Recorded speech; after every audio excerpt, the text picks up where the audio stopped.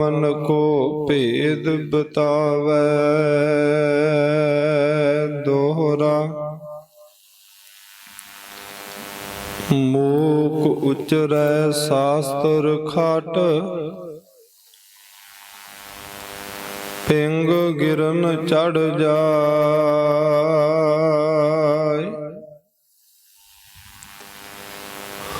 अंध लखै बदरो सुनै, जो काल कृपा कराय।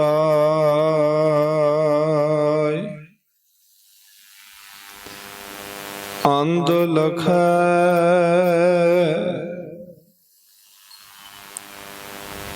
बदरो सुनै,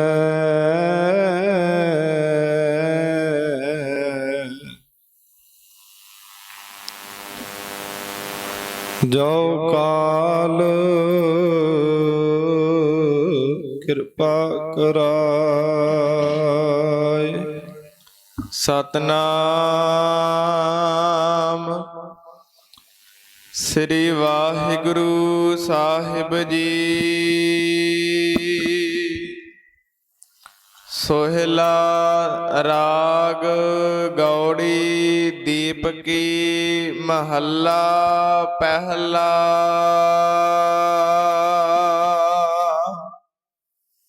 एक ओंकार सतगुर प्रसाद। जय घर कीरत आखिए, करते का होए विचारो।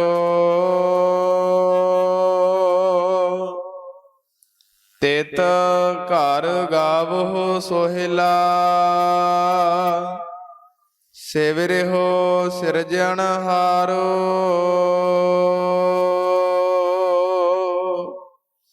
जय घर कीरत आखिए,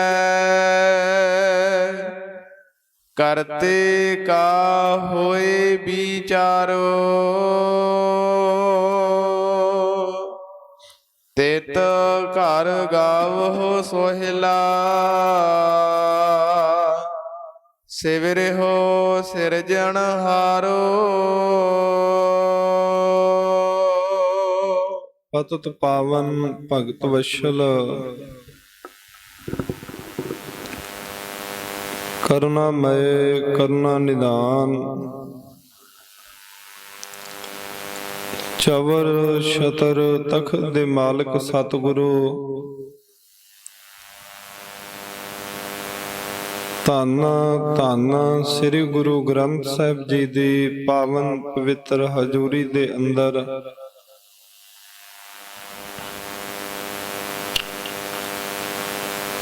अमृत वेले दे सजे हुए सुंदर दीवाना दे अंदर हाजरियां भर के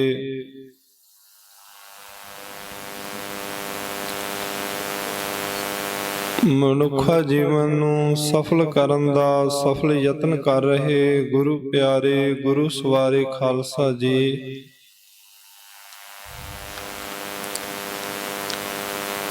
निरंकार अकाल पुरख वाहिगुरु परमात्मा दी किरपा दे नाल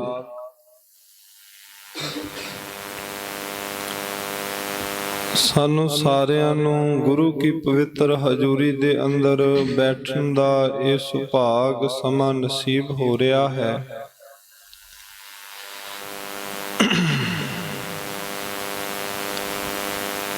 सतगुरु दी किरपा दे नाल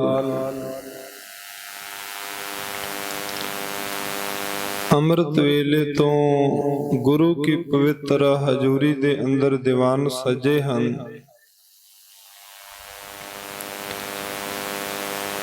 जिस दे विच साहिब श्री गुरु ग्रंथ साहिब जी दे पावन स्वरूपां नूं प्रकाश करन दी सेवा हुई।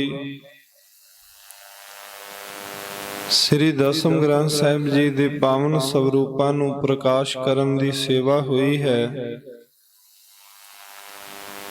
अमृतमयी बाणियां दे नितनेम श्री सुखमनी साहिब जी दे जाप, ਸ੍ਰੀ ਆਸਾ ਜੀ ਦੀ ਵਾਰ ਦੇ ਕੀਰਤਨ ਅਤੇ ਹੋਰ ਰਸ ਭਿੰਨੇ ਸ਼ਬਦਾਂ ਦੇ ਕੀਰਤਨ ਹੋਏ ਹਨ। ਸਮਾਂ ਹੋਇਆ ਹੈ ਜੋ ਇਸ ਅਸਥਾਨ ਦੇ ਉੱਪਰ ਤੀਸਰੀ ਸ੍ਰੀ ਗੁਰੂ ਗ੍ਰੰਥ ਸਾਹਿਬ ਜੀ ਦੀ ਲੜੀਵਾਰ ਕਥਾ ਵਿਚਾਰ ਚੱਲ ਰਹੀ ਹੈ, ਉਸ ਦਾ ਪਾਵਨ ਪਵਿੱਤਰ ਗੁਰੂ ਕੀ ਬਾਣੀ ਦੀ ਵਿਚਾਰ ਨੂੰ ਸਰਵਣ ਕਰਨ ਤੋਂ ਪਹਿਲੋਂ ਸਾਰੀ ਹੀ ਸੰਗਤ ਭਾਵਨਾ ਦੇ ਸਹਿਤ ਸਤਿਗੁਰੂ ਸ੍ਰੀ ਗੁਰੂ ਗ੍ਰੰਥ ਸਾਹਿਬ ਜੀ ਨੂੰ ਸੀਸ ਝੁਕਾਓ। ਸਤਿਕਾਰ ਸਹਿਤ ਬੁਲਾਈ ਗੁਰੂ ਕੀ ਫਤਿਹ ਪ੍ਰਵਾਨ ਕਰੋ। ਆਖੋ ਜੀ ਵਾਹਿਗੁਰੂ ਜੀ ਕਾ ਖਾਲਸਾ ਵਾਹਿਗੁਰੂ ਜੀ ਕੀ ਫਤਿਹ। ਸਤਿਗੁਰੂ ਸ੍ਰੀ ਗੁਰੂ ਗ੍ਰੰਥ ਸਾਹਿਬ ਜੀ ਦੀ ਕਿਰਪਾ ਦੇ ਨਾਲ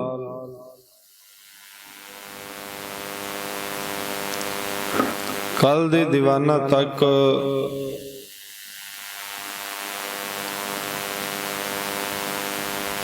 ਜੋ ਸ੍ਰੀ ਰਹਿਰਾਸ ਸਾਹਿਬ ਜੀ ਦੇ ਪਾਵਨ ਸ਼ਬਦ ਆਪਾਂ ਪੜ੍ਹਦੇ ਹਾਂ, ਤਿੰਨਾਂ ਦੀ ਸੰਪੂਰਨਤਾ ਹੋਈ ਹੈ।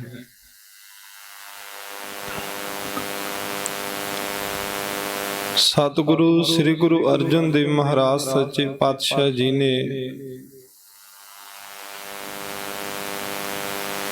ਇਸ ਤੋਂ ਅੱਗੇ ਸੋਹਿਲੇ ਨਾਮੇ ਬਾਣੀ ਦੇ ਪਾਵਨ ਜੋ ਸ਼ਬਦ ਹਨ ਉਹਨਾਂ ਨੂੰ ਲਿਖਿਆ ਹੈ। ਇਨ੍ਹਾਂ ਪਾਵਨ ਸ਼ਬਦਾਂ ਦੀ ਉਥਾਨਕਾ ਹੈ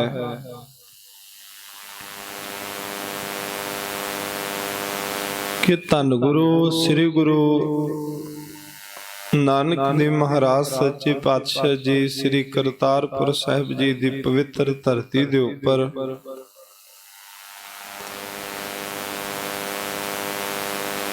ਪਾਵਨ ਆਸਣ ਦੇ ਉੱਪਰ ਬਿਰਾਜਮਾਨ ਸਨ।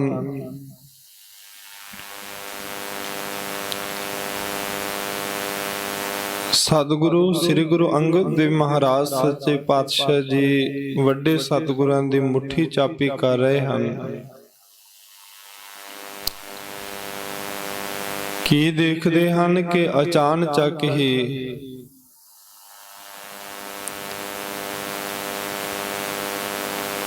ਪਿੰਜਣੀਆਂ ਦੇ ਉੱਪਰ ਐਵੇਂ ਪ੍ਰਤੀਤ ਹੋ ਰਿਹਾ ਹੈ ਕਿ ਝਰੀਟਾਂ ਪਈਆਂ ਹੋਈਆਂ ਹਨ।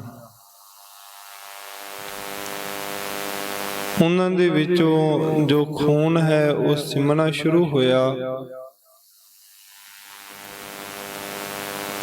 ਬੜੇ ਹੈਰਾਨ ਹੋ ਕੇ ਸਤਿਗੁਰੂ ਸ੍ਰੀ ਗੁਰੂ ਅੰਗਦ ਦੇਵ ਮਹਾਰਾਜ ਸਾਹਿਬ ਜੀ ਨੇ ਪੁੱਛਿਆ, ਮਹਾਰਾਜ ਕੀ ਕਾਰਨ ਹੈ? ਇਸ ਗੱਲ ਦਾ ਸਾਨੂੰ ਪੱਕਾ ਵਿਸ਼ਵਾਸ ਹੈ ਕਿ ਤੁਹਾਡੇ ਸਰੀਰ ਦੇ ਨਾਲ ਅੱਜ ਸਾਰਾ ਦਿਨ ਕਿਸੇ ਵੀ ਤਰ੍ਹਾਂ ਦੇ ਜਿਹੜੇ ਕੰਡੇ ਹਨ ਉਹ ਸਪਰਸ਼ ਨਹੀਂ ਕੀਤੇ, ਕਿਸੇ ਕਾਰਨ ਕਰਕੇ ਵੀ ਝਰੀਟਾਂ ਨਹੀਂ ਵੱਜੀਆਂ। ਪਰ ਆਪ ਜੀ ਦੇ ਗੋਡਿਆਂ ਦੇ ਥੱਲੜੇ ਹਿੱਸੇ ਜੋ ਸਰੀਰ ਦਾ ਹੈ ਉਸ ਦੇ ਵਿੱਚੋਂ ਖੂਨ ਸਿਮ ਰਿਹਾ ਹੈ। ਤਾਂ ਗੁਰੂ ਨਾਨਕ ਦੇਵ ਮਹਾਰਾਜ ਸੱਚੇ ਪਾਤਸ਼ਾਹ ਜੀ ਦੂਸਰੇ ਸਤਿਗੁਰੂ ਸਾਹਿਬ ਜੀ ਨੂੰ ਪੁਰਖ ਸ਼ਬਦ ਕਹਿ ਕਰਕੇ ਸੰਬੋਧਨ ਕਰਿਆ ਕਰਦੇ ਸੀ। ਮਹਾਰਾਜ ਕਹਿਣ ਲੱਗੇ, ਪੁਰਖਾ ਇਸ ਗੱਲ ਦਾ ਜਵਾਬ ਮੈਂ ਤੈਨੂੰ ਬਾਅਦ ਦੇ ਵਿੱਚ ਦੇਵਾਂਗਾ। ਪਹਿਲਾਂ ਤੋਂ ਇੱਥੋਂ ਕੁਛ ਦੂਰੀ ਦੇ ਉੱਪਰ ਇੱਕ ਅਯਾਲੀ ਬੱਕਰੀਆਂ ਚਾੜਿਆ ਹੈ, ਉਸ ਨੂੰ ਸੱਦ ਕੇ ਲਿਆ।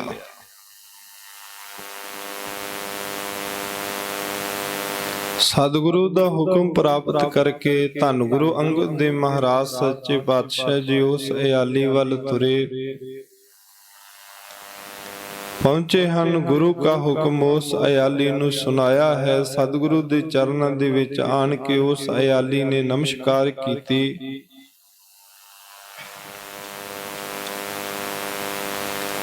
ਉਹ ਵੀ ਬੜਾ ਹੈਰਾਨ ਹੋਇਆ ਹੈ, ਪੁੱਛਣ ਲੱਗਾ, ਮਹਾਰਾਜ ਕੀ ਕਾਰਨ ਹੈ?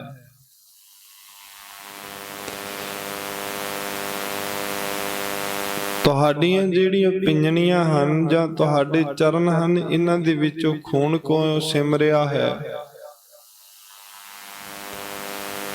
ਮਹਾਰਾਜ ਸੱਚੇ ਪਾਤਸ਼ਾਹ ਜੀ ਉਸ ਇਆਲੀ ਸਿੱਖ ਨੂੰ ਕਹਿਣ ਲੱਗੇ, ਸਿੱਖਾ ਤੂੰ ਤੁਰਦਾ ਫਿਰਦਾ ਹੋਇਆ ਜੋ ਸੋਹਿਲੇ ਦੇ ਸਰਲੇਖ ਹੇਠ ਪਵਿੱਤਰ ਬਾਣੀ ਹੈ, ਇਸ ਦੇ ਸ਼ਬਦ ਪੜ੍ਹੀ ਜਾ ਰਿਹਾ ਸੀ। ਬੜੇ ਪ੍ਰੇਮ ਦੇ ਨਾਲ, ਬੜੀ ਭਾਵਨਾ ਦੇ ਨਾਲ ਇਹ ਤੂੰ ਸ਼ਬਦ ਆਪਣੀ ਜ਼ੁਬਾਨ ਰਸਨਾ ਦੇ ਦੁਆਰਾ ਉਚਾਰਨ ਕਰ ਰਿਹਾ ਸੀ।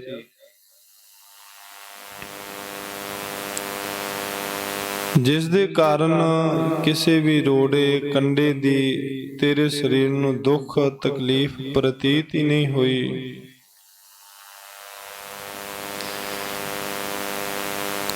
ਜਿਹੜੇ ਤੈਨੂੰ ਕੰਡੇ ਵੱਜ ਰਹੇ ਸਨ, ਤੈਨੂੰ ਦੁੱਖ ਤਕਲੀਫ ਮਹਿਸੂਸ ਤਾਂ ਨਹੀਂ ਹੋਈ, ਉਹ ਸਾਰੀ ਦੁੱਖ ਤਕਲੀਫ ਅਸੀਂ ਸਹਾ ਰਹੇ ਸੀ।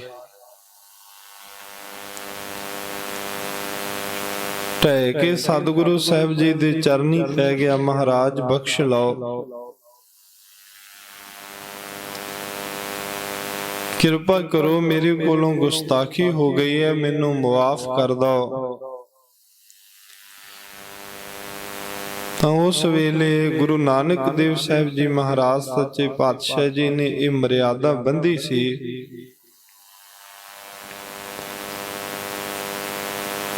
ਕਿ ਜਿਹੜਾ ਵੀ ਗੁਰੂ का ਸਿੱਖ ਹੈ ਉਸਨੇ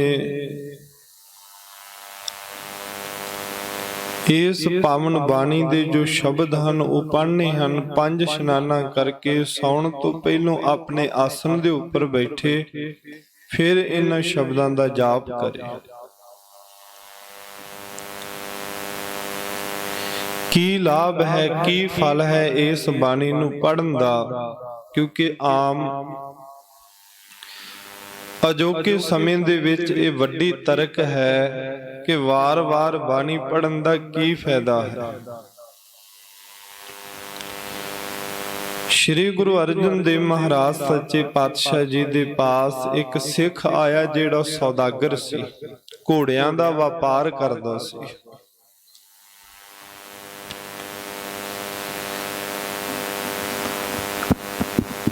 ਇੱਕ ਜਗ੍ਹਾ ਤੋਂ ਦੂਸਰੀ ਜਗ੍ਹਾ ਦੇ ਉੱਪਰ ਜਦੋਂ ਘੋੜੇ ਲੈ ਕੇ ਜਾਣੇ, ਰਸਤੇ ਦੇ ਵਿੱਚ ਜਿੱਥੇ ਰਾਤ ਠਹਿਰਨਾ,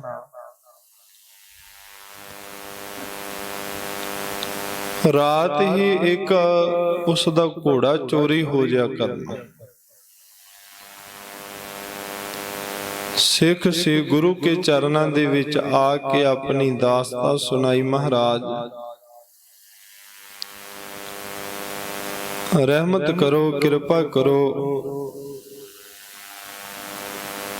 ਸੌਦਾਗਰੀ ਦੇ ਵਿੱਚ ਉਹਨਾਂ ਤਾਂ ਮੈਨੂੰ ਲਾਭ ਨਹੀਂ ਹੁੰਦਾ ਜਿੰਨੀ ਹਾਨੀ ਹੋ ਜਾਂਦੀ ਹੈ।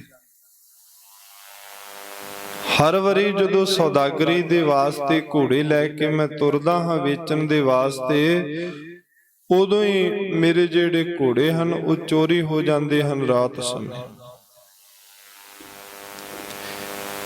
ਤਾਂ ਸ਼੍ਰੀ ਗੁਰੂ ਅਰਜਨ ਦੇਵ ਮਹਾਰਾਜ ਸੱਚੇ ਪਾਤਸ਼ਾਹ ਜੀ ਨੇ ਪਾਵਨ ਮੁਬਾਰਕ ਰਸਨਾ ਤੋਂ ਇਹ ਬਚਨ ਕਹੇ ਸਨ, ਜਿਹੜੇ ਆਪਾਂ ਸੰਪੂਰਨ ਕੀਰਤਨ ਸੋਹਿਲਾ ਕਰਦੇ ਹਾਂ। 4 ਪਹਿਲੇ ਜੋ 2 ਸ਼ਲੋਕ ਤੇ 2 ਸ਼ਬਦ ਹਨ ਰੱਖਿਆ ਦੇ,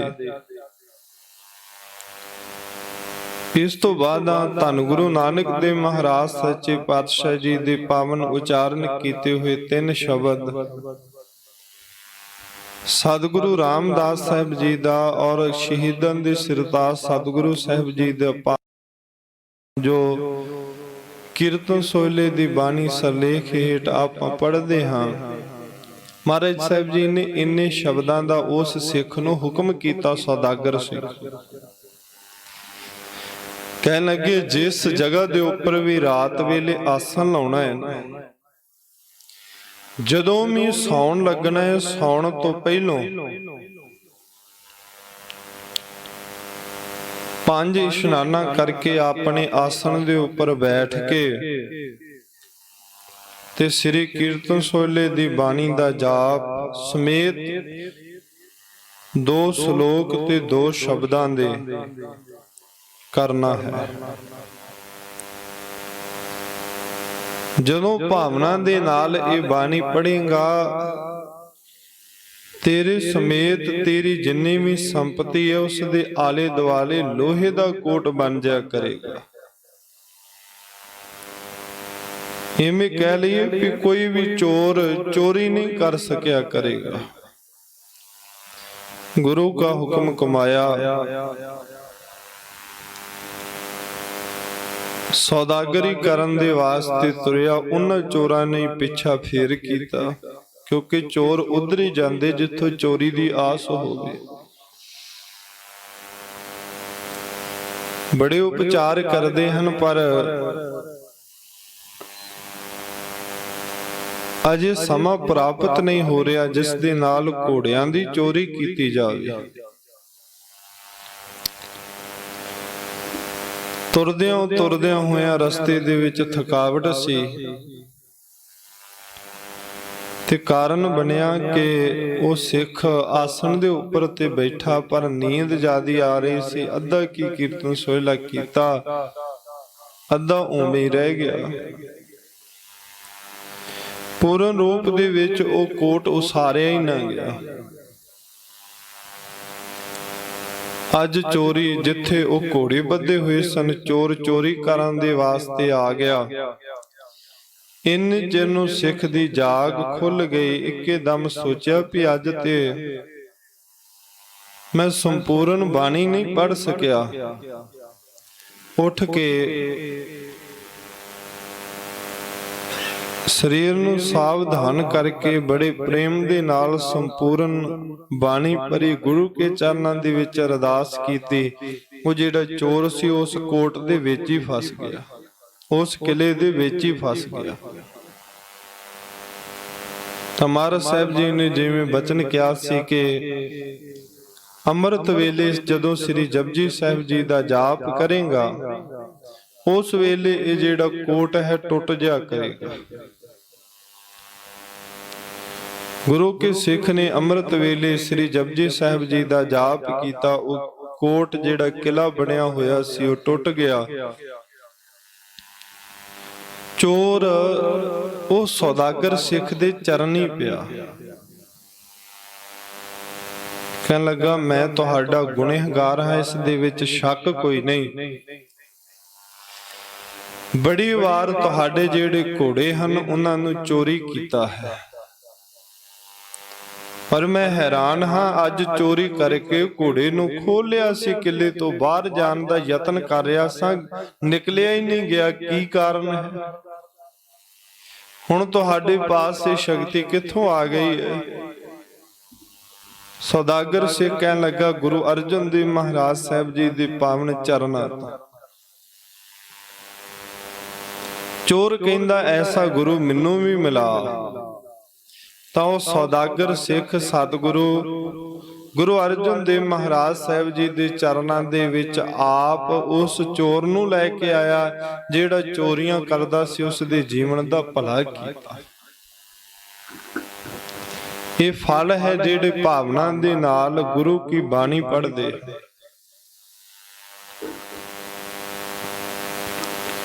ਸੋ ਸ੍ਰੀ ਕਰਤਾਰਪੁਰ ਸਾਹਿਬ ਜੀ ਦੀ ਪਵਿੱਤਰ ਧਰਤੀ ਦੇ ਉੱਪਰ ਧੰਨ ਸਤਿਗੁਰੂ ਸ੍ਰੀ ਗੁਰੂ ਅੰਗਦ ਦੇਵ ਮਹਾਰਾਜ ਸੱਚੇ ਪਾਤਸ਼ਾਹ ਜੀ ਨੇ ਸਤਿਗੁਰੂ ਸ੍ਰੀ ਗੁਰੂ ਨਾਨਕ ਦੇਵ ਮਹਾਰਾਜ ਸੱਚੇ ਪਾਤਸ਼ਾਹ ਜੀ ਦੇ ਚਰਨਾਂ ਦੇ ਵਿੱਚ ਬੇਨਤੀ ਕੀਤੀ ਕਿ ਵਾਹਿਗੁਰੂ ਪ੍ਰਮਾਤਮਾ ਦੀ ਕੀਰਤੀ ਕਿੱਥੇ ਮਿਲ ਕੇ ਕਰਨੀ ਚਾਹੀਦੀ। ਸਾਰੇ ਸਿੱਖਾਂ ਦੇ ਸਮੇਤ ਸਤਿਗੁਰੂ ਸਾਹਿਬ ਜੀ ਨੇ ਇਹ ਬੇਨਤੀ ਨੂੰ ਸੁਣਿਆ ਹੈ। ਮਹਾਰਾਜ ਸੱਚੇ ਪਾਤਸ਼ਾਹ ਜੀ ਪਾਵਨ ਸ਼ਬਦ ਦੇ ਦੁਆਰਾ ਉਪਦੇਸ਼ ਬਖਸ਼ਿਸ਼ ਕਰ ਰਹੇ ਹਨ। ਵਿਚਾਰ ਸਰਵਣ ਕਰਕੇ ਲਾਹਾ ਪ੍ਰਾਪਤ ਕਰੀਏ ਜੀ। ਸਤਨਾਮ ਸ੍ਰੀ ਵਾਹਿਗੁਰੂ ਸਾਹਿਬ ਜੀ। ਸੋਹਿਲਾ ਰਾਗ ਗੌੜੀ ਦੀਪਕੀ ਮਹੱਲਾ ਪਹਿਲਾ। ਸੋਹਿਲਾ ਦਾ ਅਰਥ ਹੈ ਜਸ,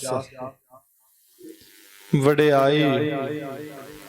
ਸਤਿਗੁਰੂ ਧੰਨ ਗੁਰੂ ਨਾਨਕ ਦੇਵ ਮਹਾਰਾਜ ਸੱਚੇ ਪਾਤਸ਼ਾਹ ਜੀ ਕਿਰਪਾ ਕਰਕੇ ਨਿਰੰਕਾਰ ਅਕਾਲ ਪੁਰਖ ਵਾਹਿਗੁਰੂ ਪ੍ਰਮਾਤਮਾ ਦੀ ਵਡਿਆਈ ਕਰ ਰਹੇ ਹਨ।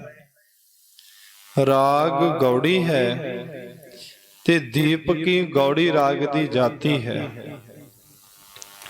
ਜਦੋਂ ਆਪਾਂ ਅੱਗੇ ਪਾਵਨ ਸ਼ਬਦਾਂ ਦੀ ਵਿਚਾਰ ਕਰਾਂਗੇ ਗੌੜੀ ਰਾਗ ਦੇ ਵਿੱਚ, ਉੱਥੇ ਜਿੰਨੀਆਂ ਵੀ ਗੌੜੀ ਕੀਆਂ ਜਾਤੀਆਂ ਹਨ, ਚਾਹੇ ਉਹ ਮਾਝ ਹੈ, ਚਾਹੇ ਉਹ ਮਾਲਵਾ ਹੈ, ਚਾਹੇ ਉਹ ਚੇਤੀ ਹੈ, ਉਹਨਾਂ ਸਾਰਿਆਂ ਬਾਰੇ ਜ਼ਿਕਰ ਸਤਿਗੁਰੂ ਸਾਹਿਬ ਜੀ ਨੇ ਕੀਤਾ।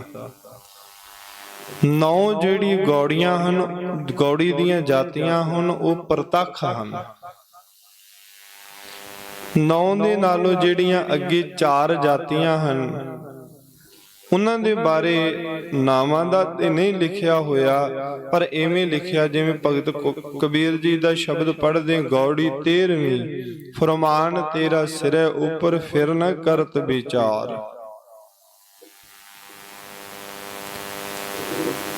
ਇਹ 13 ਜਾਤੀਆਂ ਦੇ ਵਿੱਚੋਂ ਇੱਕ ਜਾਤ ਹੈ ਗੌੜੀ ਦੀ, ਜਿਸ ਨੂੰ ਗੌੜੀ ਦੀਪਕੀ ਕਿਹਾ ਜਾਂਦਾ। ਸਤਿਗੁਰੂ ਸ੍ਰੀ ਗੁਰੂ ਨਾਨਕ ਦੇਵ ਮਹਾਰਾਜ ਸੱਚੇ ਪਾਤਸ਼ਾਹ ਜੀ ਇਸ ਪਾਵਨ ਪਵਿੱਤਰ ਸ਼ਬਦ ਦੇ ਉਚਾਰਨ ਹਾਰੇ ਹਨ। ਅੰਤਰੀਵ ਅਰਥ ਮਹਾਂਪੁਰਖਾਂ ਨੇ ਇਨ੍ਹਾਂ ਪੰਕਤੀਆਂ ਦਾ ਕੀਤਾ ਹੈ। ਜਿਹੜਾ ਸੋਹਿਲਾ ਵਾਹਿਗੁਰੂ ਪ੍ਰਮਾਤਮਾ ਦਾ ਜਸ ਗਾਉਂਦਾ ਹੈ ਰਾਗ ਪ੍ਰੇਮ ਦੇ ਨਾਲ, ਉਸ ਦੀ ਜੋ ਗੌੜੀ ਬੁੱਧੀ ਹੈ, ਦੀਪਕੀ ਬੁੱਧੀ ਦੇ ਵਿੱਚ ਪ੍ਰਕਾਸ਼ ਕਰਨ ਵਾਲੀ ਇਹ ਬਾਣੀ ਹੈ, ਜਿਹੜੀ ਗੁਰੂ ਨਾਨਕ ਦੇਵ ਮਹਾਰਾਜ ਸੱਚੇ ਪਾਤਸ਼ਾਹ ਜੀ ਦੀ ਪਾਵਨ ਮੁਬਾਰਕ ਰਸਨਾ ਤੋਂ ਉਚਾਰਨ ਕੀਤੀ ਹੋਈ ਹੈ। ਸਾਰਿਆਂ ਦੇ ਨਾਲੋਂ ਪਹਿਲੋਂ ਉਸ ਅਕਾਲ ਨਿਰੰਕਾਰ ਅਕਾਲ ਪੁਰਖ ਵਾਹਿਗੁਰੂ ਪ੍ਰਮਾਤਮਾ ਜੀ ਦਾ ਮੰਗਲ ਕਰਦੇ ਕਿ ਪ੍ਰਮਾਤਮਾ ਇੱਕ ਹੈ। ਓੰਕਾਰ ਸਾਰਿਆਂ ਦਾ ਪ੍ਰਕਾਸ਼ਕ ਹੈ। ਸਤਿਗੁਰ ਪ੍ਰਸਾਦ ਸੱਚੇ ਗੁਰੂ ਦੀ ਪ੍ਰਸਾਦ ਕਿਰਪਾ ਦੇ ਨਾਲ ਭਾਈਓ ਪ੍ਰਮਾਤਮਾ ਪ੍ਰਾਪਤ ਹੁੰਦਾ ਹੈ। ਜੈ ਘਰ ਕੀਰਤ ਆਖੀਐ, ਕਰਤੇ ਕਾ ਹੋਏ ਵਿਚਾਰੋ। ਧੰਨ ਗੁਰੂ ਸ੍ਰੀ ਗੁਰੂ ਨਾਨਕ ਦੇਵ ਮਹਾਰਾਜ ਸੱਚੇ ਪਾਤਸ਼ਾਹ ਜੀ ਕਹਿਣ ਲੱਗੇ, ਗੁਰਸਿੱਖੋ, ਜਿਸ ਘਰ ਦੇ ਵਿੱਚ ਵਾਹਿਗੁਰੂ ਪ੍ਰਮਾਤਮਾ ਦਾ ਕੀਰਤਨ ਕੀਤਾ ਜਾਵੇ, ਵਾਹਿਗੁਰੂ ਪ੍ਰਮਾਤਮਾ ਦਾ ਜਸ ਕੀਤਾ ਜਾਵੇ, ਤੇ ਕੀਰਤਨ ਤੋਂ ਬਾਅਦ ਨਾ ਜਿਵੇਂ ਇਹ ਮਰਿਆਦਾ ਹੈ ਗੁਰੂ ਕੀ ਬਾਣੀ ਦੀ ਵਿਚਾਰ ਦੀ, ਫਿਰ ਕਰਤਾ ਜੋ ਅਕਾਲ ਪੁਰਖ ਸ੍ਰਿਸ਼ਟੀ ਨੂੰ ਬਣਾਉਣ ਵਾਲਾ ਹੈ, ਉਸ ਦੇ ਬਾਰੇ ਵਿਚਾਰ ਕੀਤੀ ਜਾਵੇ। ਤਿਤ ਘਰ ਗਾਵਹੁ ਸੋਹਿਲਾ, ਸਿਵਰਹੁ ਸਿਰਜਣਹਾਰੋ। ਉਸ ਘਰ ਦੇ ਵਿੱਚ ਬੈਠ ਕੇ ਵਾਹਿਗੁਰੂ ਪ੍ਰਮਾਤਮਾ ਦਾ ਜਸ ਕਰੋ, ਕਿਉਂਕਿ ਵਾਹਿਗੁਰੂ ਪ੍ਰਮਾਤਮਾ ਸਾਰਿਆਂ ਨੂੰ ਸਿਰਜਣਹਾਰ ਹੈ, ਸਾਰਿਆਂ ਨੂੰ ਬਣਾਉਣ ਵਾਲਾ ਹੈ। ਵਾਹਿਗੁਰੂ ਪ੍ਰਮਾਤਮਾ ਉਹ ਘਰ ਕਿਹੜਾ ਹੈ? ਜਿੱਥੇ ਪਰਮੇਸ਼ਰ ਦੀ ਕੀਰਤੀ ਹੁੰਦੀ ਹੈ, ਪਰਮੇਸ਼ਰ ਦੇ ਬਾਰੇ ਵਿਚਾਰ ਹੁੰਦੀ ਹੈ, ਉਹ ਹੈ ਸਤ ਸੰਗਤ ਰੂਪੀ ਵਾਹਿਗੁਰੂ ਪ੍ਰਮਾਤਮਾ ਦਾ ਘਰ। ਕਿਉਂਕਿ ਧੰਨ ਸਤਿਗੁਰੂ ਸ੍ਰੀ ਗੁਰੂ ਗ੍ਰੰਥ ਸਾਹਿਬ ਜੀ ਦੀ ਪਾਵਨ ਪਵਿੱਤਰ ਗੁਰਬਾਣੀ ਪੜ੍ਹੀਏ ਤੇ ਗੁਰੂ ਕੀ ਪਵਿੱਤਰ ਬਾਣੀ ਦੀ ਗਵਾਹੀ ਹੈ, ਜਿਵੇਂ ਬੰਦਾ ਆਪਣੇ ਘਰ ਦੇ ਵਿੱਚ ਹੀ ਵਾਸਾ ਕਰਦਾ ਹੈ, ਇਵੇਂ ਵਿੱਚ ਸੰਗਤ ਹਰ ਪ੍ਰਭ ਵਸੈ ਜੀ। ਗੁਰੂ ਕੀ ਸੰਗਤ ਦੇ ਵਿੱਚ ਪ੍ਰਮਾਤਮਾ ਦਾ ਵਾਸਾ ਹੁੰਦਾ। ਨਾਰਦ ਮੁਨੀ ਨੇ ਬੇਨਤੀ ਕੀਤੀ ਸੀ ਪ੍ਰਮਾਤਮਾ ਨੂੰ, ਤਾਂ ਭਾਈ ਗੁਰਦਾਸ ਜੀ ਨੇ ਇਹ ਬਚਨ ਲਿਖਿਆ ਹੈ ਕਿ ਪ੍ਰਮਾਤਮਾ ਨੇ ਮੁੜ ਪਲਟਦਿਆਂ ਹੋਇਆਂ ਉੱਤਰ ਦਿੱਤਾ ਸੀ। ਜਦੋਂ ਨਾਰਦ ਮੁਨੀ ਨੇ ਕਿਹਾ ਕਿ ਨਿਰਗੁਣ ਸਵਰੂਪ ਦੇ ਵਿੱਚ ਤੇ ਆਪ ਜੀ ਜਿਹੜਾ ਹੈ ਉਹ ਸੱਚਖੰਡ ਦੇ ਵਿੱਚ ਵਸਦੇ ਹੋ, ਉੱਥੇ ਆਪ ਜੀ ਦਾ ਵਾਸਾ ਹੈ। ਸੰਸਾਰ ਦੇ ਵਿੱਚ ਵੀ ਕੋਈ ਘਰ ਹੈ ਜਿੱਥੇ ਤੁਹਾਡਾ ਰਹਿਣ ਬਸੇਰਾ ਹੈ? ਤਾਂ ਉਸ ਵੇਲੇ ਬਚਨ ਕਿਹਾ ਹੀ ਸੀ, ਨਿਜ ਘਰ ਮੇਰੋ ਸਾਧ ਸੰਗਤ ਹੈ ਨਾਰਦ ਮੁਨ। ਇਹ ਨਾਰਦ ਮੁਨੀ, ਮੇਰਾ ਆਪਣਾ ਘਰ ਸਾਧੂਆਂ ਦੀ ਸੰਗਤ ਹੈ, ਸਤ ਸੰਗਤ, ਇਹ ਮੇਰਾ ਆਪਣਾ ਘਰ ਹੈ। ਧੰਨ ਸਤਿਗੁਰੂ ਸ੍ਰੀ ਗੁਰੂ ਨਾਨਕ ਦੇਵ ਮਹਾਰਾਜ ਸਾਹਿਬ ਜੀ ਕਹਿੰਦੇ, ਜਿਸ ਘਰ ਦੇ ਵਿੱਚ, ਜਿਸ ਸਤ ਸੰਗਤ ਦੇ ਵਿੱਚ ਵਾਹਿਗੁਰੂ ਪ੍ਰਮਾਤਮਾ ਦੀ ਕੀਰਤਨ ਭਗਤੀ ਕੀਤੀ ਜਾਵੇ, ਪ੍ਰਮਾਤਮਾ ਦਾ ਜਸ ਉਚਾਰਨ ਕੀਤਾ ਜਾਵੇ, ਤੇ ਫਿਰ ਕਰਤੇ ਕਾ ਹੋਏ ਵਿਚਾਰੋ, ਕਰਤਾ ਜੋ ਸ੍ਰਿਸ਼ਟੀ ਨੂੰ ਬਣਾਉਣ ਵਾਲਾ ਹੈ ਉਸ ਦਾ ਬਾਰੇ ਵਿਚਾਰ ਕੀਤੀ ਜਾਵੇ ਕਿ ਉਹ ਪ੍ਰਮਾਤਮਾ ਕਿੱਡਾ ਵਿਸ਼ਾਲ ਹੈ, ਉਸ ਦੀ ਪ੍ਰਾਪਤੀ ਕਿਵੇਂ ਹੁੰਦੀ ਹੈ। ਜਿਹੜਾ ਜੀਵ ਪ੍ਰਾਪਤੀ ਕਰ ਲੈਂਦਾ ਉਸ ਦੇ ਉੱਪਰ ਪ੍ਰਮਾਤਮਾ ਕੀ ਬਖਸ਼ਿਸ਼ਾਂ ਕਰਦਾ ਹੈ। ਸਾਰੀ ਜਿਹੜੀ ਨਿਰੋਲ ਨਿਰੰਕਾਰ ਅਕਾਲ ਪੁਰਖ ਵਾਹਿਗੁਰੂ ਪ੍ਰਮਾਤਮਾ ਦੀ ਵਿਚਾਰ ਕੀਤੀ ਜਾਵੇ, ਫਿਰ ਤਿਤ ਘਰ ਗਾਵਹੁ ਸੋਹਿਲਾ। ਫਿਰ ਜਦੋਂ ਵਿਚਾਰ ਤੋਂ ਉਪਰੰਤ ਉਸੇ ਘਰ ਦੇ ਵਿੱਚ ਉਸ ਵਾਹਿਗੁਰੂ ਪ੍ਰਮਾਤਮਾ ਦਾ ਜੋ ਜਸ ਹੈ ਉਸ ਨੂੰ ਗਾਉਣਾ ਕਰੋ, ਜਿਹੜਾ ਸਾਰੀ ਸ੍ਰਿਸ਼ਟੀ ਦਾ ਸਿਰਜਣਹਾਰ ਹੈ। ਤੁਮ ਗਾਵਹੁ ਮੇਰੇ ਨਿਰਭਉ ਕਾ ਸੋਹਿਲਾ, ਹਾਂਜੀ ਹਉ ਵਾਰੀ ਜਿਤ ਸੋਹਿਲਾ ਸਦਾ ਸੁਖ ਹੋਏ। ਧੰਨ ਗੁਰੂ ਨਾਨਕ ਦੇਵ ਮਹਾਰਾਜ ਸੱਚੇ ਪਾਤਸ਼ਾਹ ਜੀ ਕਹਿੰਦੇ, ਗੁਰ ਸਿੱਖੋ, ਉਹ ਜਿਨ ਨਿਰਭਉ ਅਕਾਲ ਪੁਰਖ ਵਾਹਿਗੁਰੂ ਪ੍ਰਮਾਤਮਾ ਹੈ ਨਾ, ਉਸ ਦਾ ਤੁਸੀਂ ਜਸ ਗਾਓ। ਕਿਉਂ ਜੀ? ਸਾਹਿਬ ਕਹਿੰਦੇ ਹਉ ਵਾਰੀ, ਅਸੀਂ ਬਲਿਹਾਰ ਜਾਣੇ ਆ, ਜਿਤ ਸੋਹਿਲਾ ਜਿਸ ਦਾ ਜਸ ਗਾਉਣ ਦੇ ਨਾਲ ਸਦਾ ਸੁਖ ਹੋਏ, ਸਦੀਵ ਕਾਲ ਦੀ ਸੁਖ ਦੀ ਪ੍ਰਾਪਤੀ ਹੁੰਦੀ ਹੈ।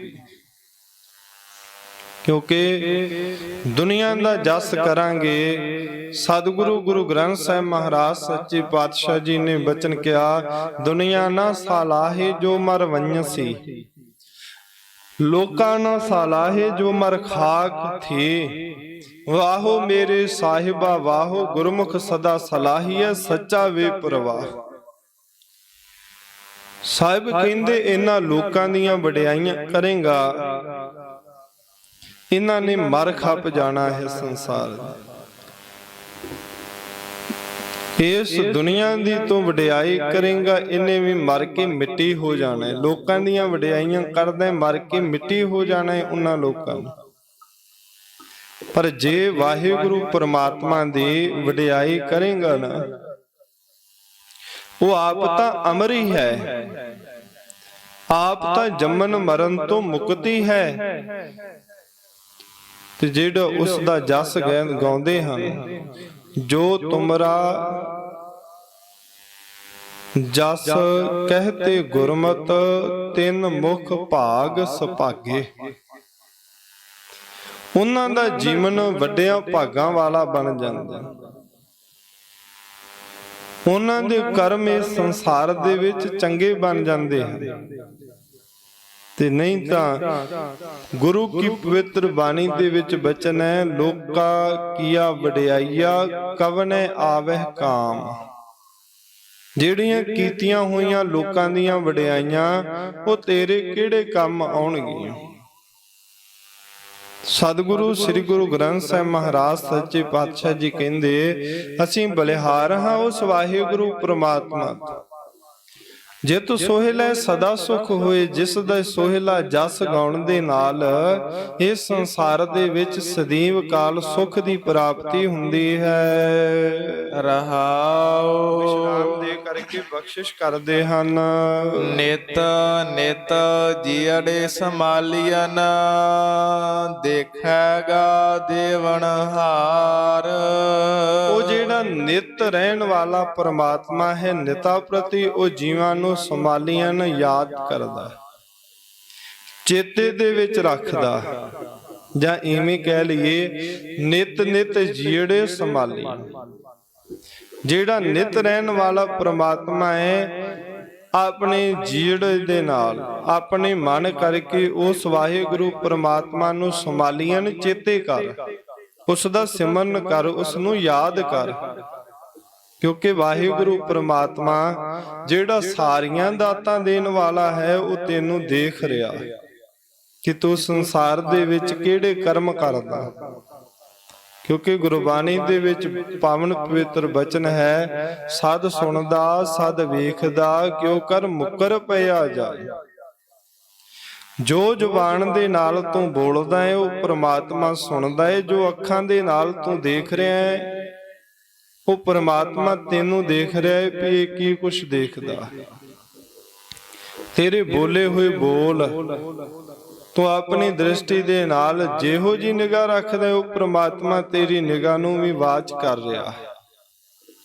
ਧੰਨ ਸਤਿਗੁਰੂ ਸ਼੍ਰੀ ਗੁਰੂ ਨਾਨਕ ਦੇਵ ਮਹਾਰਾਜ ਸੱਚੇ ਪਾਤਸ਼ਾਹ ਜੀ ਕਹਿੰਦੇ ਉਹ ਵਾਹਿਗੁਰੂ ਪ੍ਰਮਾਤਮਾ ਉਸ ਨੂੰ ਹਰ ਰੋਜ਼ ਚੇਤੇ ਕਰ। ਉਸ ਵਾਹਿਗੁਰੂ ਪ੍ਰਮਾਤਮਾ ਨੂੰ ਸਿਮਰਨ ਕਰ, ਉਸ ਵਾਹਿਗੁਰੂ ਪ੍ਰਮਾਤਮਾ ਦਾ ਆਰਾਧਨ ਕਰ। ਕਿਉਂ ਜੀ? ਸਤਿਗੁਰੂ ਜੀ ਕਹਿੰਦੇ ਜਿਹੜਾ ਉਸ ਨੂੰ ਚੇਤੇ ਕਰਦਾ ਹੈ, ਜਿਹੜਾ ਉਸ ਨੂੰ ਯਾਦ ਕਰਦਾ ਉਸ ਨੂੰ ਸਦੀਵ ਕਾਲ ਸੁਖ ਮਿਲਦੇ ਹਨ। ਤੇਰੇ ਦਾਨੈ ਕੀਮਤ ਨਾ ਪਵੈ, ਤਿਸ ਦਾਤੇ ਕਵਣ ਸੁਮਾਰ। ਇਹ ਵਾਹਿਗੁਰੂ ਪ੍ਰਮਾਤਮਾ ਤੇਰੇ ਦਿੱਤੇ ਹੋਏ ਦਾਨ ਦੀ ਕੀਮਤ ਨਹੀਂ ਪਾਈ ਜਾ ਸਕਦੀ। ਆਪਾਂ ਸੰਸਾਰ ਦੇ ਵਿੱਚ ਕੋਈ ਵੀ ਦਾਨ ਕਰਦੇ ਹਾਂ ਉਸ ਦੀ ਕੋਈ ਕੀਮਤ ਸੀਮਤ ਹੈ ਵੀ ਇੰਨੀ ਕੁ ਧਨ ਦਾ, ਇੰਨੀ ਕੁ ਦੌਲਤ ਦਾ ਅਸੀਂ ਦਾਨ ਕੀਤਾ ਹੈ। ਪਰ ਜਿੰਨਾ ਦਾਨ ਵਾਹਿਗੁਰੂ ਪ੍ਰਮਾਤਮਾ ਨੇ ਕੀਤਾ ਹੈ, ਸਤਿਗੁਰੂ ਦੀ ਪਵਿੱਤਰ ਬਾਣੀ ਦੇ ਵਿੱਚ ਬਚਨ ਆਉਂਦਾ ਹੈ, ਤੁਧ ਜੀਵੜ ਦਾਤਾਰ ਅਵਰ ਨ ਸੁਝਈ, ਤੁਧਨੋ ਦਾਨ ਦਿੱਤਾ ਖੰਡੀ ਵਰ ਭੰਡੀ, ਪਾਤਾਲਈ ਪੁਰੀ ਲੋਈ। ਹੇ ਵਾਹਿਗੁਰੂ ਪ੍ਰਮਾਤਮਾ ਤੂੰ ਦਾਨ ਦਿੰਦਾ ਹੈ ਨੌਆਂ ਖੰਡਾਂ ਦੇ ਵਿੱਚ, ਸਾਰੇ ਬ੍ਰਹਿਮੰਡਾਂ ਦੇ ਵਿੱਚ, ਪਾਤਾਲ ਲੋਕ ਦੇ ਵਿੱਚ, ਪੁਰਈ ਇਸ ਮਾਤ ਲੋਕ ਦੇ ਵਿੱਚ, ਤੇ ਲੋਈ ਸਾਰੀ ਸ੍ਰਿਸ਼ਟੀ ਨੂੰ। ਆਪ ਵਾਹਿਗੁਰੂ ਪ੍ਰਮਾਤਮਾ ਤੂੰ ਸਾਰੀ ਸ੍ਰਿਸ਼ਟੀ ਨੂੰ ਦਾਨ ਦੇ ਰਿਹਾ। ਤੇਰੇ ਵਰਗਾ ਦਾਤਾਰਾ, ਤੇਰੇ ਵਰਗਾ ਦਾਤਾ ਇਸ ਸੰਸਾਰ ਦੇ ਵਿੱਚ ਹੋਰ ਕੋਈ ਨਜ਼ਰ ਹੀ ਨਹੀਂ ਆ ਰਿਹਾ। ਕੋਈ ਸੋਝ ਹੀ ਨਹੀਂ ਰਿਹਾ ਵੀ ਤੇਰੇ ਵਰਗਾ ਵੀ ਦਾਤਾ ਇਸ ਸੰਸਾਰ ਦੇ ਵਿੱਚ ਹੋਵੇਗਾ।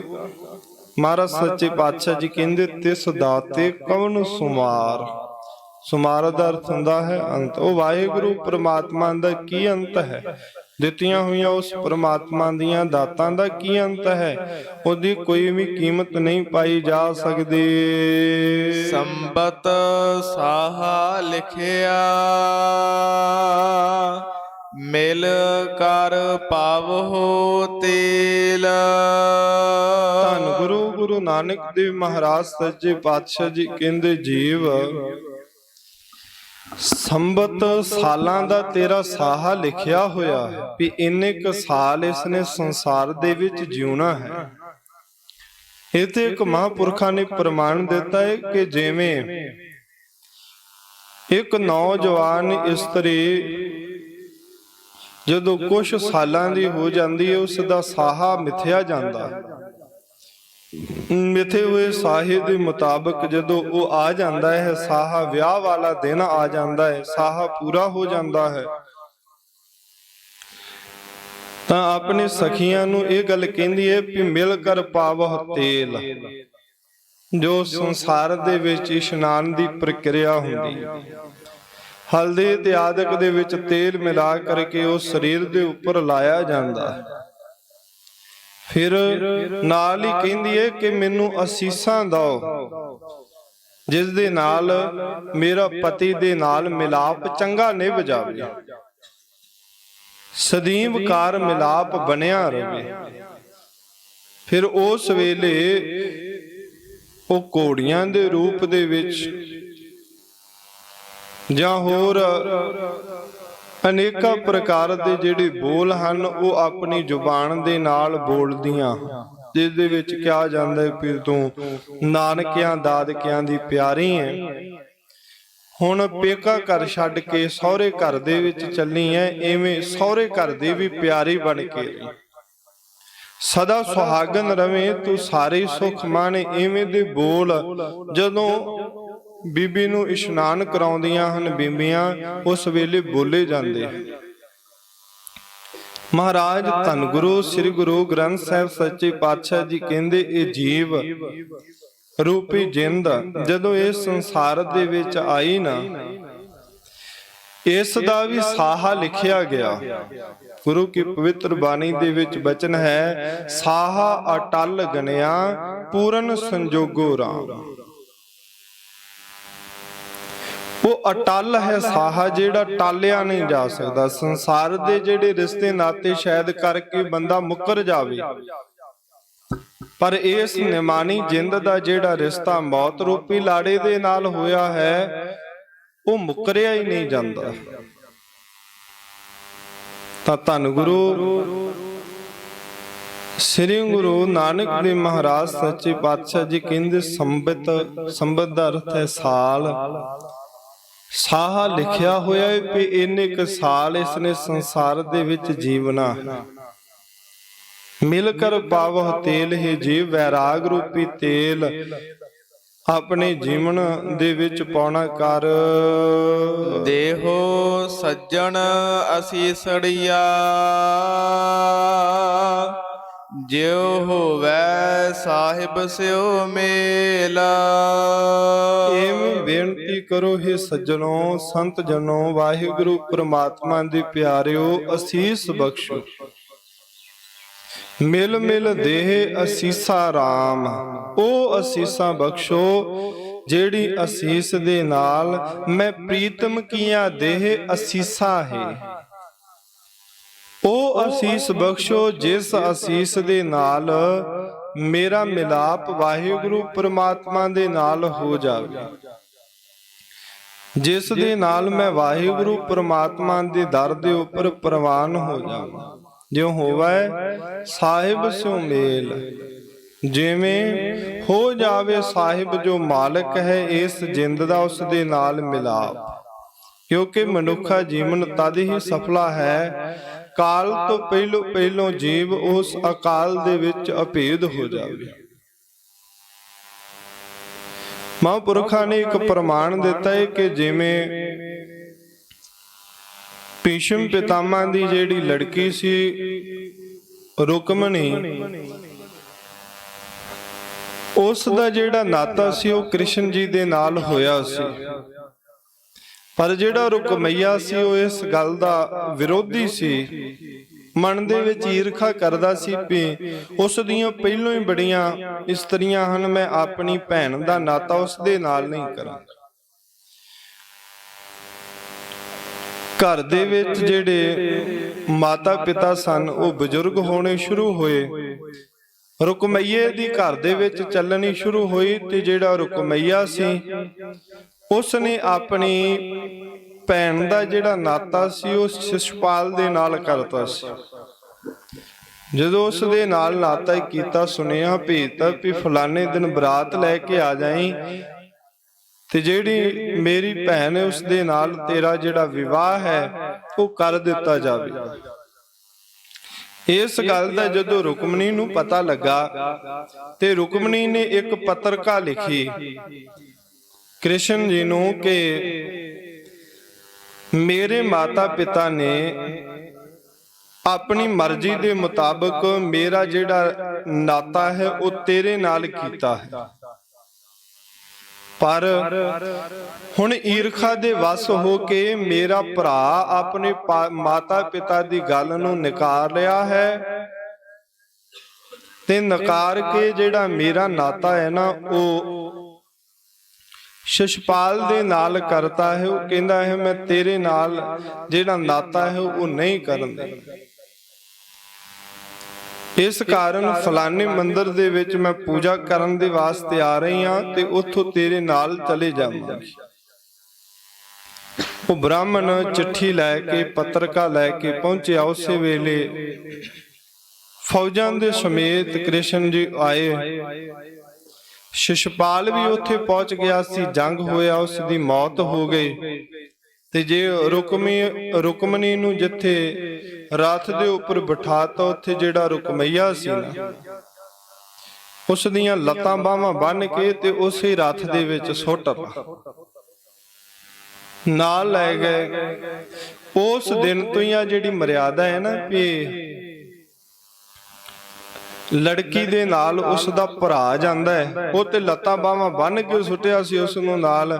ਸੰਸਾਰ ਦੇ ਵਿੱਚ ਇਹ ਮਰਿਆਦਾ ਤੁਰ ਪਈ ਉਸ ਦਿਨ ਤੋਂ ਵੀ ਭਰਾ ਨੇ ਨਾਲ ਜਾਣਾ, ਪਰ ਕੀ ਕਰਨ ਜਾਣਾ ਇਸ ਦਾ ਗੱਲ ਦਾ ਪਤਾ ਹੀ ਕੋਈ ਨਹੀਂ। ਕਿਉਂ ਘਲਾਉਨੇ ਹਾਂ, ਕਦੋਂ ਦੀ ਮਰਿਆਦਾ ਬੱਧੀ ਹੈ, ਇਸ ਗੱਲ ਦਾ ਪਤਾ ਹੀ ਕੋਈ ਨਹੀਂ। ਫਿਰ ਅਰਜੁਨ ਨੇ ਇਹ ਗੱਲ ਕਹੀ ਵੀ ਇਸ ਨੂੰ ਮਾਰ ਦੇਣਾ ਚਾਹੀਦਾ ਹੈ ਭਗਵਾਨ ਜੀ, ਜਿਹੜਾ ਤੁਹਾਡਾ ਵਿਰੋਧੀ ਹੈ।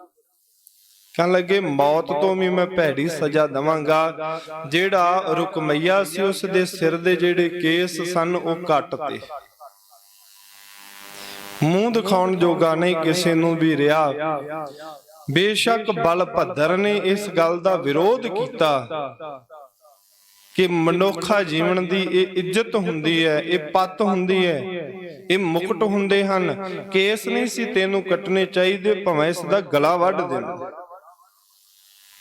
ਪਰ ਉਹ ਗੱਲ ਪਹਿਲਾਂ ਹੀ ਕਹੀ ਸੀ ਵੀ ਮੌਤ ਦੇ ਨਾਲੋਂ ਵੀ ਮੈਂ ਭੈੜੀ ਇਸ ਨੂੰ ਸਜ਼ਾ ਦੇਵਾਂਗਾ। ਉਸ ਦਿਨ ਤੋਂ ਆ ਜਿਹੜੇ ਸਿਰ ਦੇ ਕੇਸ ਕੱਟਣੇ ਨਾ ਉਹ ਸ਼ੁਰੂ ਹੋਏ। ਪਹਿਲਾਂ ਕੋਈ ਵੀ ਕੇਸ ਨਹੀਂ ਸੀ, ਉਹ ਤੇ ਉਸ ਨੂੰ ਸਜ਼ਾ ਦਿੱਤੀ ਸੀ ਵੀ ਇਸ ਦੇ ਜਿਹੜੇ ਕੇਸ, ਇਸ ਨੇ ਮੇਰਾ ਵਿਰੋਧ ਕੀਤਾ ਹੈ ਤਾਂ ਮੈਂ ਇਸ ਦੇ ਕੇਸ ਕੱਟ ਰਿਹਾ। ਸੋ ਰਹੋ ਵਿਚਾਰ, ਇਹ ਦ੍ਰਿਸ਼ਟਾਂਤ ਹੈ ਤੇ ਜਿਹੜਾ ਦ੍ਰਿਸ਼ਟਾਂਤ ਹੈ ਨਾ, ਉਹ ਮਹਾਂਪੁਰਖਾਂ ਨੇ ਇਹ ਦਿੱਤਾ ਹੈ ਕਿ ਜਿਵੇਂ ਰੁਕਮਣੀ ਹੈ ਉਹ ਮਨੁੱਖ ਦੀ ਹੈ ਜਿੰਦ, ਰੁਕਮਈਆ ਹੈ ਕਾਲ, ਕ੍ਰਿਸ਼ਨ ਅਕਾਲ ਹੈ। ਅਕਾਲ ਪੁਰਖ ਵਾਹਿਗੁਰੂ ਪ੍ਰਮਾਤਮਾ ਸਦਾ ਆਇਆ, ਸਦੜੇ ਨਿਤ ਪਵਾਨਾ। ਸਦਾ ਆਇਆ, ਇਸ ਗੱਲ ਦਾ ਪਤਾ ਲੱਗ ਗਿਆ। ਜਿਹੜੇ ਚਿੱਟੇ ਕੇਸ ਹੋ ਗਏ ਵੀ ਹੁਣ ਮੌਤ ਲਾਗੀ ਟੁਕ ਰਹੀ ਹੈ, ਤਾਂ ਉਸ ਵੇਲੇ ਇਸ ਜਿੰਦ ਨੇ ਪ੍ਰਮਾਤਮਾ ਨੂੰ ਪੱਤਰ ਲਿਖਿਆ, ਪ੍ਰਮਾਤਮਾ ਕਿਰਪਾ ਕਰ, ਕਾਲ ਤੋਂ ਪਹਿਲੋਂ ਤੇਰੇ ਨਾਲ ਮੇਰਾ ਮਿਲਾਪ ਹੋ ਜਾਵੇ, ਜਿਸ ਦੇ ਨਾਲ ਮੇਰਾ ਜਿਹੜਾ ਸਰੀਰ ਹੈ ਇਸ ਦਾ ਸੰਬੰਧ ਕੋਈ ਵੀ ਕਾਲ ਦੇ ਨਾਲ ਨਾ ਰਹੇ। ਵਾਹਿਗੁਰੂ ਪ੍ਰਮਾਤਮਾ ਬ੍ਰਹਮ ਗਿਆਨੀ ਮਹਾਂਪੁਰਖਾਂ ਨੇ ਕਿਰਪਾ ਕੀਤੀ। ਜਿਹੜੇ ਬ੍ਰਾਹਮਣ ਸਵਰੂਪ ਸਨ ਉਹਨਾਂ ਨੇ ਇਹ ਸੰਦੇਸ਼ਾ ਜੀਵ ਜਿੰਦ ਦਾ ਵਾਹਿਗੁਰੂ ਪ੍ਰਮਾਤਮਾ ਤੱਕ ਪਹੁੰਚਾਤਾ। ਤੇ ਇਹ ਜਿਹੜੀ ਜਿੰਦ ਸੀ, ਫਿਰ ਇਸ ਦੇ ਉੱਪਰ ਜਿਹੜਾ ਕੋਈ ਵੀ ਕਾਲ ਮੌਤ ਦਾ ਕਾਰੂਪੀ ਜਿਹੜਾ ਸਿਸਪਾਲ ਸੀ, ਉਸ ਦਾ ਕੋਈ ਵੀ ਹੱਕ ਨਾ ਰਿਹਾ। ਇਵੇਂ ਮਹਾਂਪੁਰਖਾਂ ਨੇ ਇੱਕ ਅਰਥ ਇਹਨਾਂ ਪੰਕਤੀਆਂ ਦੇ ਕੀਤੇ ਹਨ। ਮਹਾਰਾਜ ਧੰਨ ਸ੍ਰੀ ਗੁਰੂ ਨਾਨਕ ਦੇਵ ਸੱਚੇ ਪਾਤਸ਼ਾਹ ਜੀ ਕਹਿੰਦੇ, ਇਹੋ ਜੀਆਂ ਅਸੀਸਾਂ ਬਖਸ਼ੋ ਹੇ ਸੰਤੋ, ਹੇ ਵਾਹਿਗੁਰੂ ਪ੍ਰਮਾਤਮਾ ਦੇ ਪਿਆਰਿਓ, ਜਿਵੇਂ ਵਾਹਿਗੁਰੂ ਪ੍ਰਮਾਤਮਾ ਦੇ ਨਾਲ ਮੇਲ ਮਿਲਾਪ ਹੋ ਜਾਵੇ। ਘਰ ਘਰ ਇਹੋ ਪਹੁੰਚਾ, ਸਦੜੇ ਨਿਤ ਪਵਾਨਾ।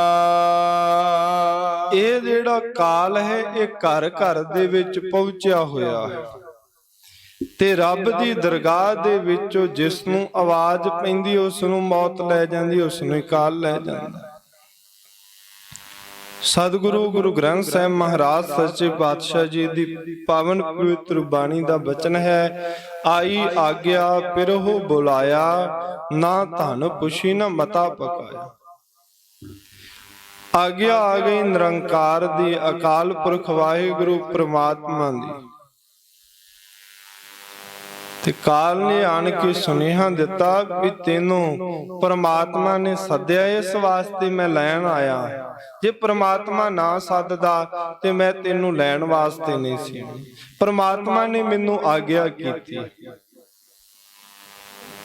ਤੇ ਹੁਣ ਜੇ ਕਿਸੇ ਮਨੁੱਖ ਨੇ ਪਾਸੇ ਜਾਣਾ ਹੋਵੇ ਤੇ ਕਈਆਂ ਦੇ ਨਾਲ ਜਿਹੜਾ ਸਿਆਣਾ ਬੰਦਾ ਹੈ ਨਾ, ਉਹ ਪਰਿਵਾਰ ਦੇ ਨਾਲ ਵਿਚਾਰ ਕਰਦਾ ਹੈ ਵੀ ਮੈਂ ਇਸ ਪਾਸੇ ਨੂੰ ਚੱਲਿਆ, ਤੁਸੀਂ ਮਗਰੋਂ ਕੰਮਕਾਜ ਸਾਂਭ ਲਿਓ। ਮੈਂ ਇਸ ਪਾਸੇ ਨੂੰ ਚੱਲਿਆ ਹਾਂ ਤੁਸੀਂ ਐਵੇਂ ਕਰਿਓ ਵੀ ਸਾਰਾ ਜਿਹੜਾ ਘਰ ਦਾ ਸਿਸਟਮ ਹੈ ਜਿਵੇਂ ਚੱਲ ਰਿਹਾ ਹੈ, ਜੋ ਮੇਰੀ ਜ਼ਿੰਮੇਵਾਰੀ ਸੀ ਉਸ ਨੂੰ ਤੁਸੀਂ ਹੁਣ ਜ਼ਿੰਮੇਵਾਰੀ ਸਮਝ ਕੇ ਨਿਭਾਉਂਦੇ ਰਹੋ। ਇੰਨੇ ਕੁ ਦਿਨਾਂ ਬਾਅਦ ਮੈਂ ਵਾਪਸ ਆਵਾਂ। ਸਲਾਹ ਕਰਦਾ ਹੈ। ਹੋਰ ਤੇ ਕਿਸੇ ਦੇ ਨਾਲ ਨਹੀਂ, ਆਪਣੀ ਇਸਤਰੀ ਨੂੰ ਦੱਸ ਹੀ ਦਿੰਦਾ। ਚਲੋ ਹੋਰ ਕਿਸੇ ਨਾਲ ਬਣਦੀ ਜਾਂ ਨਾ ਬਣਦੀ ਹੋਵੇ, ਆਪਣੀ ਇਸਤਰੀ ਨੂੰ ਤੇ ਦੱਸਦਾ ਹੈ ਨਾ ਵੀ ਭਗਵਾਨ ਨੇ ਇੰਨੇ ਕੁ ਦਿਨਾਂ ਬਾਅਦ ਮੈਂ ਇਸ ਕਾਰਜ ਦੇ ਵਾਸਤੇ ਚੱਲਿਆ ਹਾਂ, ਮੁੜ ਆਵਾਂਗਾ। ਪਰ ਮਹਾਰਾਜ ਸੱਚੇ ਪਾਤਸ਼ਾਹ ਜੀ ਕਹਿੰਦੇ ਜਦੋਂ ਰੱਬ ਦੀ ਘਰ ਦੇ ਵਿੱਚੋਂ ਆਵਾਜ਼ਾਂ ਆਉਂਦਾ ਹੈ, ਮੌਤ ਰੂਪੀ ਪ੍ਰਮਾਤਮਾ ਦਾ ਜੋ ਜਮਦੂਤ ਹੈ, ਜਿਹੜੇ ਜਮ ਹਨ ਇਸ ਜੀਵ ਨੂੰ ਲੈਣ ਦੇ ਵਾਸਤੇ ਆਉਂਦੇ ਹਨ, ਤਾਂ ਉਸ ਵੇਲੇ ਨਾ ਇਹ ਇਸਤਰੀ ਨੂੰ ਹੀ ਪੁੱਛ ਸਕਦਾ ਹੈ ਤੇ ਨਾ ਹੀ ਕਿਸੇ ਨਾਲ ਸਲਾਹ ਹੀ ਕਰ ਸਕਦਾ ਹੈ ਵੀ ਮੈਂ ਜਾਵਾਂ ਜਾਂ ਨਾ ਜਾਵਾਂ, ਕਿ ਮੈਨੂੰ ਲੈਣ ਦੇ ਵਾਸਤੇ ਆਈ ਹੈ ਮੌਤ, ਮੈਂ ਚਲੇ ਜਾਵਾਂ। ਮੈਨੂੰ ਆਵਾਜ਼ਾਂ ਆਇਆ ਹੈ ਰੱਬ ਦੀ ਦਰਗਾਹ ਦੇ ਵਿੱਚੋਂ, ਮੈਂ ਹੁਣ ਇਹ ਸਰੀਰ ਛੱਡ ਦਵਾਂ। ਜੇ ਐਵੇਂ ਪੁੱਛੇ ਤੇ ਨਕੰਮੇ ਤੋਂ ਨਕੰਮੇ ਬੰਦੇ ਨੂੰ ਵੀ ਪਰਿਵਾਰ ਕਹੇਗਾ ਵੀ ਨਾ ਜੇ ਮਰਨਾ। ਪਰ ਇਹ ਕਿਸੇ ਦੇ ਨਾਲ ਸਲਾਹ ਨਹੀਂ ਕੀਤੀ ਜਾਂਦੀ। ਗੁਰੂ ਕੀ ਪਵਿੱਤਰ ਬਾਣੀ ਦੇ ਵਿੱਚ ਇੱਕ ਬਚਨ ਹੈ, ਹਰੀ ਨਹੀਂ ਨਹਿ ਡਡੋਰੀ ਪੱਕੀ ਵੱਢਣ ਹਾਰ, ਜਾਂ ਹੁਕਮ ਹੋਆ ਕਿਰਸਾਨ ਦਾ ਤਾਂ ਲੁਣ ਮਿਨਿਆ ਖੇਤਾਰ।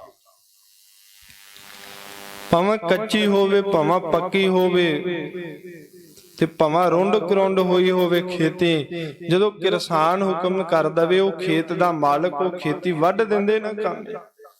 ਇਵੇਂ ਪਰਮਾਤਮਾ ਦਾ ਜਦੋਂ ਹੁਕਮ ਹੋ ਗਿਆ, ਇਹ ਸਵਾਸਾਂ ਰੂਪੀ ਖੇਤੀ ਦੀ ਕੱਟ ਦੇਣਾ ਹੈ। ਇਹ ਜਿਹੜੇ ਜਮਾਂ ਦੇ ਦੂਤ ਹਨ, ਇਸ ਵਾਸਤੇ ਮਹਾਰਾਜ ਸੱਚੇ ਪਾਤਸ਼ਾਹ ਜੀ ਕਹਿੰਦੇ ਸੱਦੜੇ ਨਿਤ ਪਵਨ। ਨਿਤਾ ਪ੍ਰਤੀ ਜਿਹੜੇ ਸੱਦੇ ਹਨ ਰੱਬ ਦੇ ਘਰ ਦੇ ਵਿੱਚੋਂ ਪੈ ਰਹੇ ਹਨ। ਹਰ ਰੋਜ਼ ਕੋਈ ਨਾ ਕੋਈ ਇਸ ਸੰਸਾਰ ਦੇ ਵਿੱਚ ਆਪਣੀ ਨੌਬਤ 10 ਦਿਨ ਚੱਲਿਓ ਬਜਾਏ, ਆਪੋ ਆਪਣੀ ਨੌਬਤਾਂ ਇਸ ਸੰਸਾਰ ਦੇ ਵਿੱਚ 10 ਦਿਨ ਬਜਾ ਕੇ ਹਰੇਕ ਹੀ ਤੁਰਿਆ ਜਾ ਰਿਹਾ ਹੈ। ਇਤਨਕ ਖਟਿਆ ਗਠੀਆ ਮਟਿਆ ਸੰਗ ਨਾ ਕੋਈ ਜਾਏ। ਸੰਗ ਨਹੀਂ ਕੋਈ ਵੀ ਜਾ ਸਕਦਾ, ਜੀਵਨ ਨੂੰ ਇਕੱਲਾ ਹੀ ਜਾਣਾ ਪੈਣਾ ਹੈ। ਸੱਦਣ ਹਾਰਾ ਸਿਮਰਿਐ ਨਾਨਕ ਸੇ ਦੇਹ ਆਵਨ। ਧੰਨ ਗੁਰੂ ਸ੍ਰੀ ਗੁਰੂ ਨਾਨਕ ਦੇਵ ਮਹਾਰਾਜ ਸਾਹਿਬ ਜੀ ਕਹਿੰਦੇ ਸੇ ਦੇਹ ਅਵੰਨ। ਸੇ ਦਾ ਅਰਥ ਹੈ ਉਹ ਦੇਹ, ਦਿਨ, ਅਵੰਨ ਤੇਰੇ ਉੱਪਰ ਵੀ ਆ ਜਾਣੇ। ਜੇ ਦੁਨੀਆ ਦੇ ਲੋਕਾਂ ਨੂੰ ਮੌਤ ਮਾਰ ਰਹੀ ਹੈ, ਜੇ ਦੁਨੀਆ ਦੇ ਲੋਕ ਇਸ ਸੰਸਾਰ ਤਿਆਗ ਕੇ ਜਾ ਰਹੇ ਹਨ ਤੇ ਤੈਨੂੰ ਵੀ ਛੱਡ ਕੇ ਜਾਣ।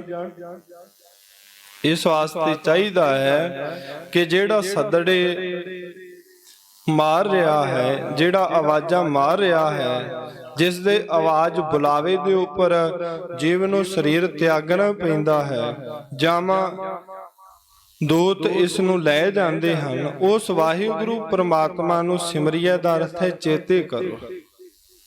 ਉਸ ਵਾਹਿਗੁਰੂ ਪ੍ਰਮਾਤਮਾ ਨੂੰ ਆਰਾਧਨਾ ਕਰੋ। ਦੂਸਰਾ ਅਰਥ ਮਹਾਂਪੁਰਖਾਂ ਨੇ ਕੀਤਾ ਹੈ ਕਿ ਘਰ ਘਰ ਇਹੋ ਪਹੁੰਚਾ। ਘਰ ਸਰੀਰ ਰੂਪੀ ਘਰ ਦੇ ਵਿੱਚ ਉਸ ਵਾਹਿਗੁਰੂ ਪ੍ਰਮਾਤਮਾ ਦੀ ਪਹੁੰਚ ਹੈ। ਤੇ ਹਮੇਸ਼ਾ ਜਿਹੜੀ ਵਾਹਿਗੁਰੂ ਪ੍ਰਮਾਤਮਾ ਜਾਂ ਸਤਿਗੁਰੂ ਇਹ ਆਵਾਜ਼ ਦਿੰਦਾ ਹੈ ਭਲਿਆ, ਉਸ ਵਾਹਿਗੁਰੂ ਪ੍ਰਮਾਤਮਾ ਨੂੰ ਚੇਤੇ ਕਰ। ਨਿਤਾ ਪ੍ਰਤੀ ਇਹ ਸੱਦੜੇ ਆ ਰਹੇ ਹਨ, ਭਾਵੇਂ ਇਹ ਆਤਮਾ ਦੀ ਆਵਾਜ਼ ਸੁਣੇ ਜਾਂ ਨਾ ਸੁਣੇ। ਮਨ ਦੇ ਮਗਰ ਲੱਗ ਕੇ ਜੀਵਨ ਦੇ ਵਿੱਚ ਕਰਮ ਕਰੀ ਜਾਵੇ, ਪਰ ਇਹ ਆਵਾਜ਼ ਸਤਿਗੁਰੂ ਦੇ ਰਿਹਾ ਹੈ ਕਿ ਉਸ ਵਾਹਿਗੁਰੂ ਪ੍ਰਮਾਤਮਾ ਨੂੰ ਚੇਤੇ ਕਰ। ਜੇ ਤੂੰ ਚੇਤੇ ਕਰੇਗਾ, ਸੱਦਣਹਾਰਾ ਸਿਮਰਿਐ, ਜਿਹੜਾ ਤੈਨੂੰ ਸਮਝਾ ਰਿਹਾ ਹੈ, ਸੱਦ ਰਿਹਾ ਹੈ, ਉਸ ਨੂੰ ਜੋ ਤੂੰ ਚੇਤੇ ਕਰੇਗਾ ਤੇ ਉਹ ਦਿਨ ਆ ਜਾਵੇਗਾ ਜਿਸ ਦਿਨ ਤੈਨੂੰ ਬ੍ਰਹਮ ਗਿਆਨ ਦੀ ਅਵਸਥਾ ਪ੍ਰਾਪਤ ਹੋ ਜਾਵੇਗੀ। ਜਿਸ ਦਿਨ ਤੂੰ ਵਾਹਿਗੁਰੂ ਪ੍ਰਮਾਤਮਾ ਦੇ ਵਿੱਚ ਅਭੇਦ ਹੋ ਜਾਵੇਗਾ। ਇਹ ਉਪਦੇਸ਼ ਸਤਿਗੁਰੂ ਸ੍ਰੀ ਗੁਰੂ ਨਾਨਕ ਦੇਵ ਮਹਾਰਾਜ ਸੱਚੇ ਪਾਤਸ਼ਾਹ ਜੀ ਨੇ ਕਿਰਪਾ ਕਰਕੇ ਮਨੁੱਖਾ ਜੀਵਨ ਦੇ ਭਲੇ ਵਾਸਤੇ ਪਾਵਨ ਮੁਬਾਰਕ ਰਸਨਾ ਦੇ ਦੁਆਰਾ ਬਖਸ਼ਿਸ਼ ਕੀਤਾ ਹੈ। ਸਤਿਗੁਰੂ ਕਿਰਪਾ ਕਰਨ ਗੁਰੂ ਕਾ ਬਖਸ਼ਿਆ ਹੋਇਆ ਉਪਦੇਸ਼ ਸਾਡੇ ਹਿਰਦਿਆਂ ਵਿੱਚ ਵਸੇ, ਗੁਰੂ ਮਤ ਮੁਤਾਬਕ ਜ਼ਿੰਦਗੀ ਜਿਉਣ ਦੀ ਜਾਚ ਆ ਜਾਵੇ। ਭੁੱਲਾਂ ਮੇਰੀਆਂ ਸਤਿਗੁਰੂ ਦਾ ਬਚਨ ਜਾਣ ਹਿਰਦੇ ਵਸਾਉਣਾ। 2 ਪੰਕਤੀਆਂ ਪੜ੍ਹ ਕਰਕੇ ਸਮਾਪਤੀ ਹੈ ਜੀ। ਘਰ ਘਰ ਇਹੋ ਪਹੁੰਚਾ, ਸਦੜੇ ਨਿਤ ਪਵਨ, ਸੱਦਣ ਹਾਰਾ ਸਿਮਰੀਐ।